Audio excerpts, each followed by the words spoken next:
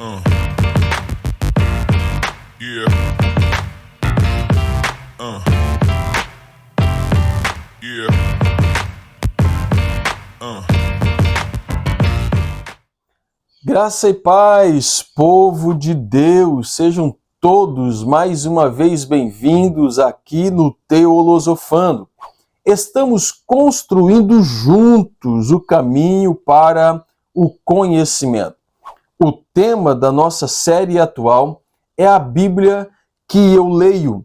E na aula de hoje, veremos como se deu o processo de canonicidade da Bíblia, como ela está estruturada e suas divisões métricas por capítulos e versículos.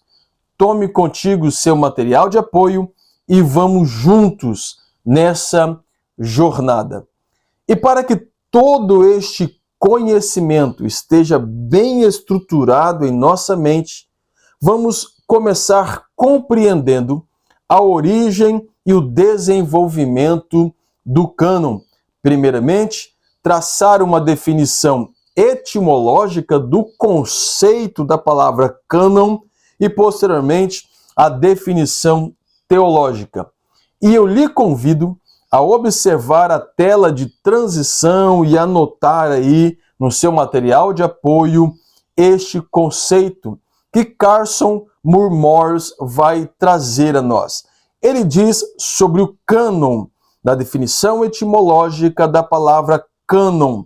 Ele diz etimologicamente, cânon é um empréstimo semântico de uma palavra que originalmente significa junco, mas passou a significar vara de medir e, por conseguinte, regra, padrão ou norma. Com o decorrer do tempo, passou a ter o sentido meramente formal de lista ou tabela no seu comentário da introdução ao Novo Testamento pela editora Vida Nova. Então, para Carson, para Moore e Morse, nós temos aqui a definição etimológica da palavra cânon, que no seu original, no seu conceito original, significava junco e posteriormente passou a ter o sentido de vara de medir até que chegou a esta definição de regra, padrão ou norma. Para nós, cânon significa uma lista, uma tabela normativa. Esta é a definição etimológica da palavra. Mas compreenderemos agora a sua definição teológica. E mais uma vez, eu lhe convido a observar a tela de transição. Ainda para esses autores, Carson, Moore e Morse, eles vão dizer que cânon, no seu uso eclesiástico, nos 3 primeiros séculos, o vocábulo se referia ao conteúdo normativo e ético doutrinário da fé cristã. Por volta do século IV, passou a designar a lista de livros que constitui o Antigo e o Novo Testamento. Então, para estes teóricos, o cânon, dentro desse processo de construção histórico, passou a designar uma lista normativa, uma lista que constitui o Antigo e o Novo Testamento. E Cláudio Honor de Andrade também vai contribuir conosco dentro desta definição teológica da palavra cânon, dizendo que, em termos técnicos, podemos definir assim o cânon das Escrituras: coleção de livros reconhecidos pela Igreja cristã como singularmente inspirados pelo Espírito Santo. Então, dentro desta compreensão, desta construção que estamos fazendo aqui do significado, do conceito de cânon, primeiramente vimos que na sua etimologia, na etimologia da palavra cânon significava vara de medir, veio do junco, posteriormente vara de medir, padrão, regra, até que chegou a nós com o conceito de lista, uma lista normativa que constitui o Antigo e o Novo Testamento. Até que possamos ou poderíamos compreender que cânon, dentro dessa estrutura de construção que estamos estabelecendo aqui, passou a significar uma coleção de livros reconhecidos pela Igreja como inspirados pelo Espírito Santo. Diante de tudo isso, de todos esses conceitos aqui apresentados, poderíamos compreender que canonização pode ser definida como um processo de avaliação feito pelos pais da Igreja para avaliar qual livro tinha dentro de si os traços de inspiração para que pudéssemos tomar como regra de fé. Diante disso, nós compreendemos que atualmente a palavra cânon significa esta lista de livros reconhecidos pela Igreja cristã, pela Igreja protestante, como uma lista de livros inspirados pelo Espírito Santo. E já tivemos aqui anteriormente uma aula sobre inspiração das Escrituras Sagradas. Fique à vontade para que no término dessa você possa aí voltar. Eu vou deixar lá embaixo para você o link desta aula sobre a inspiração das Escrituras Sagradas, lá no primeiro comentário fixado. E posteriormente você pode recorrer a esta aula para compreender o que significa inspiração das Escrituras Sagradas. Neste momento, estamos estudando o cânon das Escrituras e já compreendemos que cânon significa uma lista de livros reconhecidos pela Igreja como inspirados pelo Espírito Santo. Aí você talvez esteja se perguntando qual a necessidade do cânon.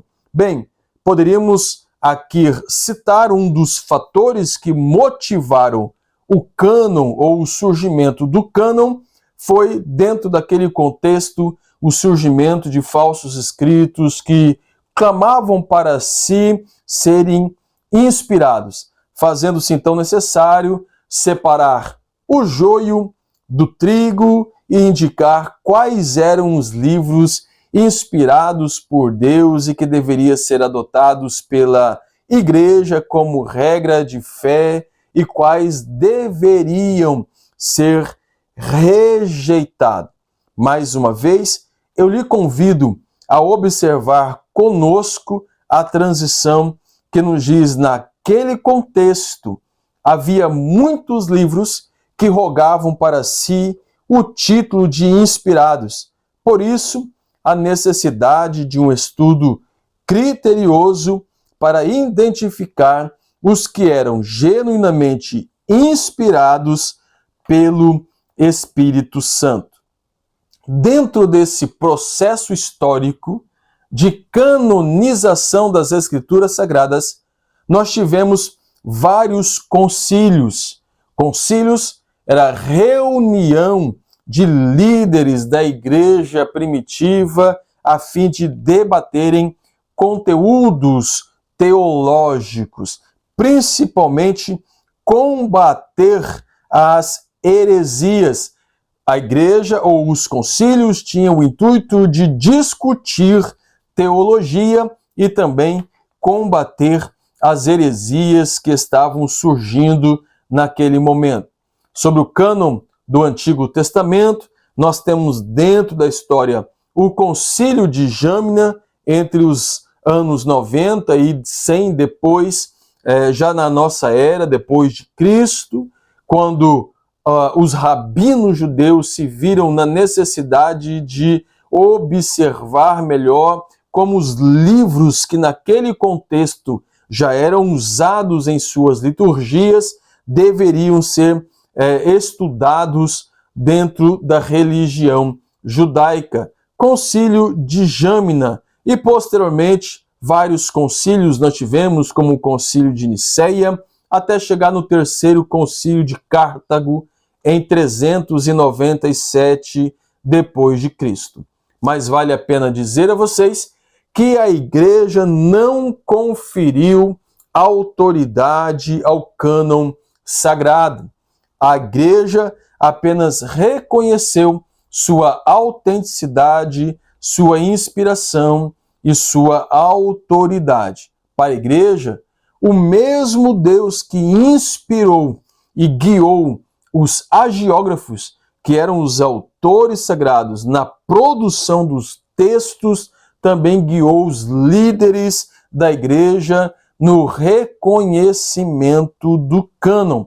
Então nós não podemos aqui deferir que um concílio específico estabeleceu quais seriam ou qual seria a lista de livros inspirados pelo Espírito Santo. Isso se deu dentro de um processo natural, de um processo histórico natural, e os concílios foram necessários para combater as heresias, para estabelecer a dogmática da igreja, a teologia da igreja. Mas a canonização foi um processo natural construído pelo próprio Espírito Santo, pois nós temos a compreensão que foi ele quem guiou e inspirou os autores sagrados, como também os líderes da igreja dentro deste processo de canonicidade ou canonização.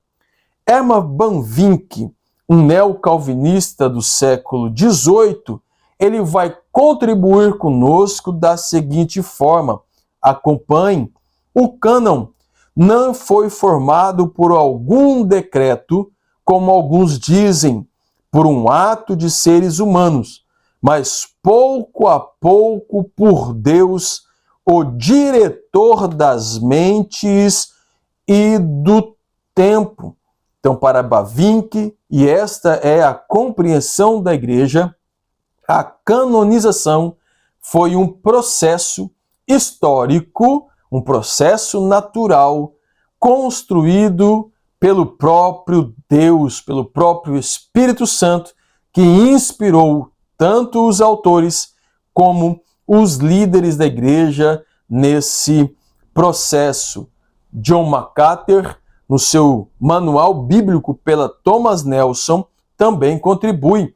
O cânon das Escrituras pode ser considerado como algo que surgiu de uma forma orgânica a partir de uma comunidade de fé já comprometida em usá-lo e respeitá-lo. Então, naquele momento, no início da igreja, nós tínhamos o Antigo Testamento, aquilo que para nós é chamado de o Antigo Testamento, as Escrituras até então, sendo usados na liturgia, no ensino e na pregação. Posteriormente, nós temos já as cartas paulinas e, por último, os evangelhos sendo usados de forma natural na igreja. E a prova disso, a prova de que foi um processo natural em que, conforme os autores inspirados pelo Espírito Santo iam produzindo os seus textos e a igreja ia adotando este material, este conteúdo nas suas liturgias, está em 2 Pedro, capítulo 3, versículo 14 ao 16, e eu quero lhe convidar a tomar a sua Bíblia, pois faremos esta leitura. Estamos buscando compreender como foi o processo natural da canonização. E a igreja, ao receber esse material inspirado pelo Espírito Santo, obviamente que nem eles, nem os autores tinham essa ideia de que o conteúdo era inspirado pelo Espírito Santo e posteriormente iria fazer parte do cânon, mas isso se deu de forma natural e conforme a igreja ia recebendo este material, ia adotando em sua liturgia, em sua doutrina, em seus ensinos. Acompanhe conosco 2 Pedro, capítulo 3, versículo 14 e 15, quando Pedro diz assim: pelo que, amados, Pedro está falando da volta de Cristo, pelo que, amados, aguardando estas coisas, aguardando a volta de Cristo, procurai que dele sejais achados imaculados, irrepreensíveis e em paz. E tende por salvação a longanimidade de nosso Senhor, como também o nosso amado irmão Paulo vos escreveu, segundo a sabedoria que lhe foi dada, falando disto, sobre a volta de Cristo, como em todas as suas epístolas, entre as quais há pontos difíceis de entender, que indoutos e inconstantes torcem, e igualmente as outras escrituras para sua própria perdição.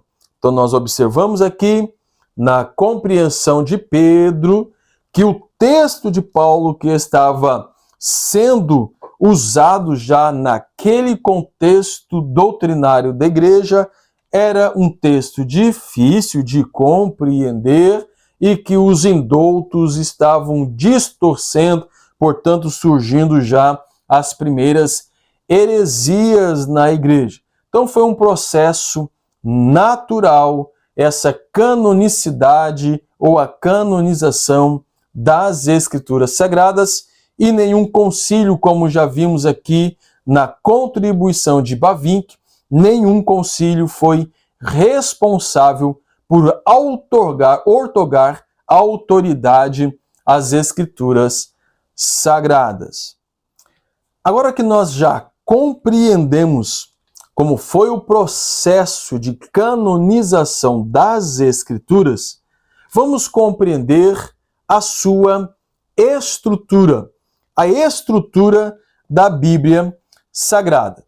A Bíblia Sagrada protestante está dividida em duas partes importantes, chamados de Antigo Testamento e Novo Testamento.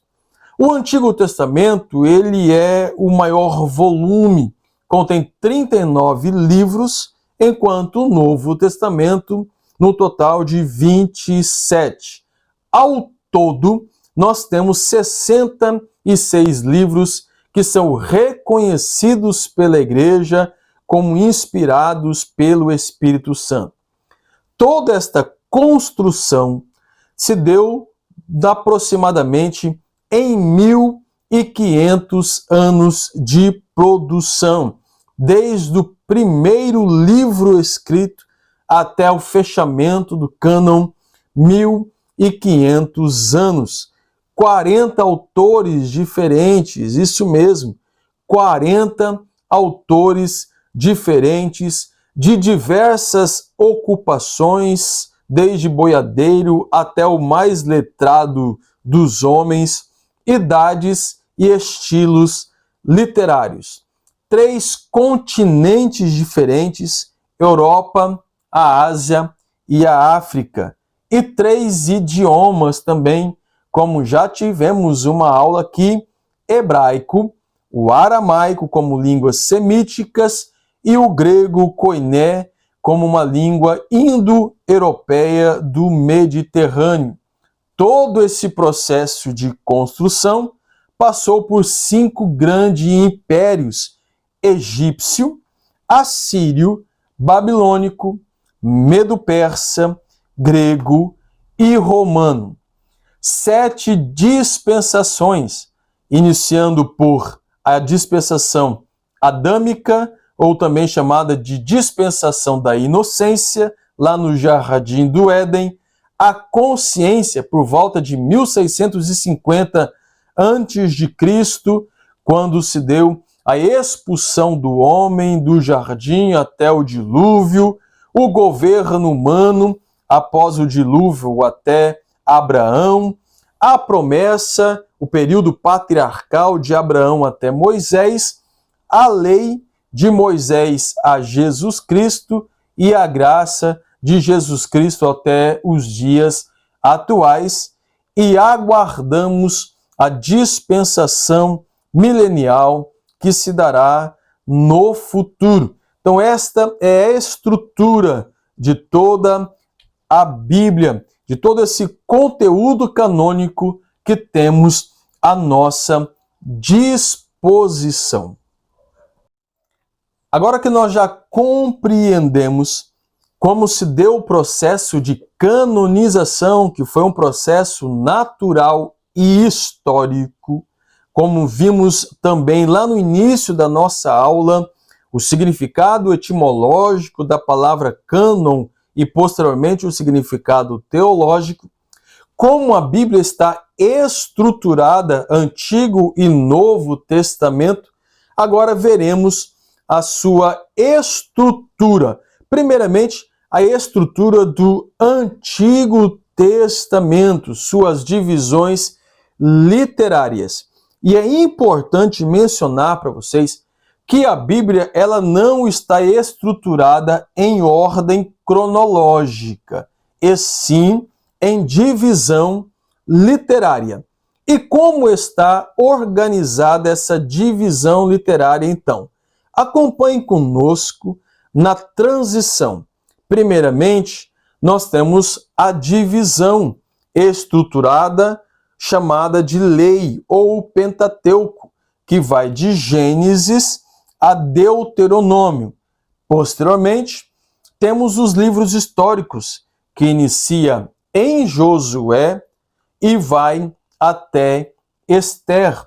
Os livros poéticos, que inicia com Jó até Cantares de Salomão, e aqui eu digo a vocês que Jó é um conteúdo histórico, é um livro que traz uma narrativa histórica, porém, na sua literalidade, ele está estruturado como poema, um livro poético. Então vai de Jó a Cantares de Salomão, e os livros proféticos, que inicia em Isaías até Malaquias. Dentro da estrutura dos livros poéticos, nós temos os livros que são chamados de profetas maiores e profetas menores, não com relação à importância do seu conteúdo, mas sim pela estrutura do seu livro. Alguns escreveram mais, têm um maior volume dentro da sua construção e outros de menor volume. Por isso chamado de profetas maiores e profetas menores. A Bíblia hebraica ela não está dividida assim, a sua divisão ela é diferente, sendo apenas lei, a Torá, os escritos, que é o Nevim, e os proféticos, o Ketubim. Então a diferença que nós temos entre a Bíblia hebraica e a Bíblia protestante. E qual a estrutura do Novo Testamento? Acompanhe conosco a divisão literária do Novo Testamento, iniciando com os Evangelhos, que é um conteúdo bibliográfico sobre a pessoa de Jesus Cristo, Mateus, Marcos, Lucas e João.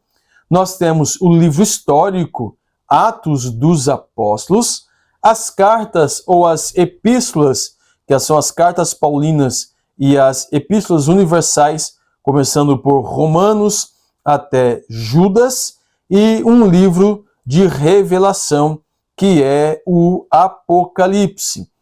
As epístolas estão divididas da seguinte forma.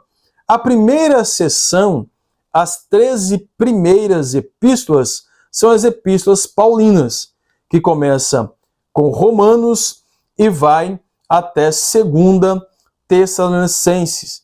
Posteriormente, nós temos a epístola anônima aos Hebreus e, por último, a seção epistolar, que contém 7 epístolas gerais ou epístolas também universal, que vai de Tiago até Judas.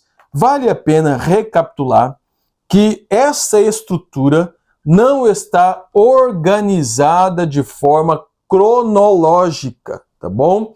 Ela está organizada, estruturada por temas. É por isso que nós temos toda esta divisão e não uma organização começando pelo livro mais antigo até o mais novo, e sim estruturado por temas. E é por isso que temos esta estrutura como conhecemos nos dias de hoje. Aí talvez você esteja se perguntando, ok? Eu já entendi que a Bíblia está estruturada não por ordem cronológica, mas pelo tema do livro específico. E como se deu a divisão métrica da Bíblia? Primeiro, vamos entender o que é métrica. Acompanhe conosco na transição. Métrica, referente à habilidade de medir versos. Metrificação, designação da estrutura de um verso no que se refere à sua medida. Então, qual é a divisão métrica da Bíblia? Ou quando ela foi estruturada assim? No início, a Bíblia não era dividida em capítulos e versículos. Essa divisão em capítulos e versículos se deu posteriormente. A divisão em capítulos foi feita em 1226 por Stephen Langton, arcebispo da Cantuária, a partir do texto latino da Vulgata de São Jerônimo. Então, inicialmente, nós não tínhamos uma Bíblia estruturada em divisões por capítulos e versículos. Essa divisão por capítulo se deu posteriormente e a divisão que nós usamos atualmente se deu em 1226 pelo arcebispo de Cantuária, por nome de Stephen Langton. E a divisão métrica por versículos é atribuída ao jornalista e editor francês Robert Stives no ano de 1551. A divisão que nós usamos até hoje. Então a Bíblia está estruturada de forma temática e não cronológica. Então os livros estão disponibilizados a nós por seus temas e nessa divisão métrica por capítulos e versículos se deu posteriormente. O propósito dessa divisão métrica por capítulos e versículos é facilitar a nossa busca, facilitar quando recorremos ao texto sagrado no uso das nossas liturgias ou devocionais particulares. Diante de tudo isso, eu queria lhe convidar a compreender qual a confluência simétrica entre o Antigo Testamento e o Novo Testamento. Para tanto, acompanhe conosco a transição a seguir. Todo o Antigo Testamento, cada dispensação, desde o Éden, quando o próprio Deus, o proto-evangelista, anunciou a chegada do Messias e posteriormente retificando a promessa a Abraão, quando disse: em ti serão benditas todas as famílias da terra, passando por cada lei, por cada utensílio do tabernáculo, cada figura do sacerdócio de Arão, ministério levítico, pelas lindas letras dos poemas e cada mensagem dos profetas, cada livro, capítulo e versículo da velha aliança aponta para aquele que é, que era e que há de vir. Portanto, o Novo Testamento é o cumprimento da promessa messiânica estabelecida no Velho Pacto. João capítulo 5, versículo 39 diz: examinai as Escrituras, porque são elas que de mim testificam. Ou seja, Cristo é a ponte que liga o Antigo Testamento, a Velha Aliança, com a Nova Aliança. Cristo Jesus é a confluência de todo este conteúdo que nós estamos estudando. Cada linha, cada verso, cada lei, cada utensílio do tabernáculo, cada profecia, a ponta bendita de Jesus Cristo. E como eu já disse em outro momento aqui, que a revelação plena de Deus se deu através da pessoa bendita de Cristo. Então, se nós queremos conhecer a Deus, precisamos olhar para Cristo. E se queremos conhecer a Jesus Cristo, precisamos voltar os nossos olhos para as Escrituras Sagradas, pois ela nos aponta o caminho da vida eterna. Então, quer conhecer a Jesus? Volte os seus olhos para as Escrituras, pois cada linha, cada verso, cada profeta, cada mensagem aponta para Jesus Cristo. Estamos caminhando para o encerramento da nossa quarta aula da série A Bíblia que eu leio. Como principal objetivo para a nossa aula de hoje, discutimos inicialmente como se deu o processo de canonização das Escrituras Sagradas. Aprendemos também que como a Bíblia está estruturada de acordo com o tema de cada livro. Também estudamos sobre cada grupo temático, como foi devidamente organizado a fim de buscar ou de facilitar a nossa busca. E por fim, nós compreendemos aí como se deu as primeiras divisões em capítulos e versículos a partir de 1226 e em 1551. Essa aula está disponível a vocês de forma gratuita, para que vocês possam assistir quantas vezes quiserem. Nossa missão aqui é levar um conteúdo sério, bíblico e cristocêntrico até vocês, e o meu convite é: aproveite. E se você tem encontrado valor naquilo que estamos produzindo aqui com muito carinho e ainda não é inscrito no nosso canal, este é o momento. Aproveite, se inscreva no canal, não se esqueça, ative as notificações para que possa receber aí o aviso do YouTube quando tiver conteúdo novo, pois toda quinta-feira nós temos um material disponibilizado a vocês. Deixe aí o seu like, é muito importante, e também compartilhe o link desta aula com os seus amigos, no grupo da sua igreja, nas redes sociais. E se ficou alguma dúvida, fique à vontade, deixe nos comentários aí a sua dúvida, a sua contribuição, pois é muito importante para nós dentro desse processo de construção teológico que estamos estabelecendo aqui.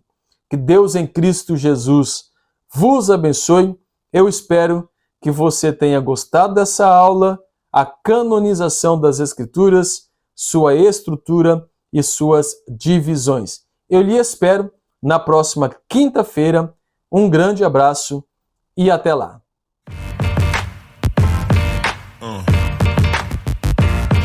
Yeah.